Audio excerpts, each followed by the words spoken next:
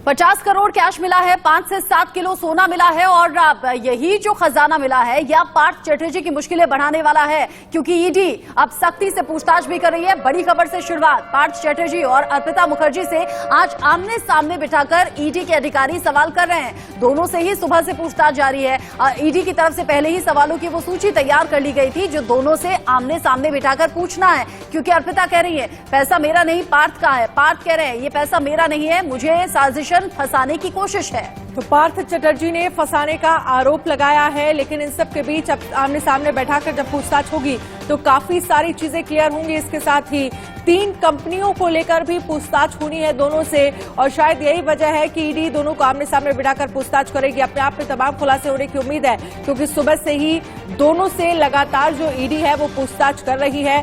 3 कंपनियों को लेकर दोनों से सवाल जवाब किए जा रहे हैं। जो डायरिया मिली है उनको डिकोड करने की कोशिश लगातार जो अधिकारी है वो कर रहे हैं।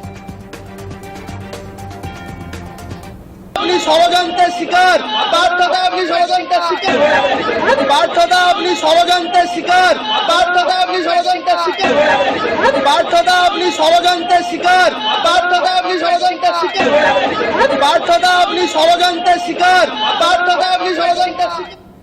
व्हील चेयर पर जब ले जाया जा रहा था पार्थ चटर्जी को, तो मीडिया ने पूछा कि क्या आपको फंसाया जा रहा है, तो पार्थ चटर्जी कहते हैं कि मेरे खिलाफ साजिश हो रही है। ज्यादा अपडेट के साथ रैनिक दत्ता हमारे संवाददाता हमारे साथ जुड़ गए हैं। रैनिक, सुबह से ईडी के अधिकारी सवाल जवाब कर रहे हैं, लेकिन आज सबसे खास तो ये रहेगा कि दोनों को आमने सामने बिठाकर पूछा जाएगा, क्योंकि अर्पिता कह रही है पैसा मेरा नहीं है, पार्थ कह रहे हैं कि पैसा मेरा नहीं है। अब आमने सामने बिठाकर जब पूछताछ हो रही है तो दूध का दूध पानी का पानी सब साफ होगा।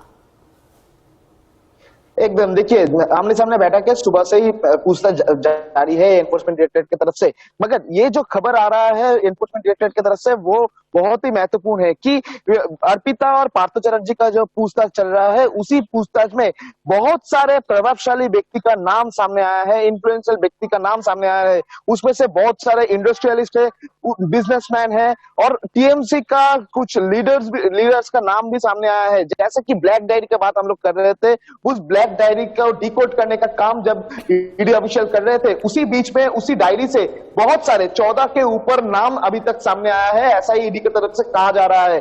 दूसरी तरफ अर्पिता मुखर्जी के नाम पे जो प्रॉपर्टी का पेपर मिला है एनफोर्समेंट डायरेक्टरेट को, उसको कबूल किया है अर्पिता मुखर्जी ने। लेकिन आप अहम जानकारी दे रहे हैं रैनिक, क्योंकि आप 14 नाम का जिक्र कर रहे हैं। 14 नामों में क्या टीएमसी के कोई बड़े नेता हैं और कौन कौन से वो 14 नाम है, इसको लेकर कोई जानकारी है क्या आपके पास? देखिए ईडी ऑफिशियल जो कह रहे हैं कि ये 14 नाम में टीएमसी का बहुत सारे लीडर का नाम है, उसमें बड़ा लीडर भी शामिल हो सकता है।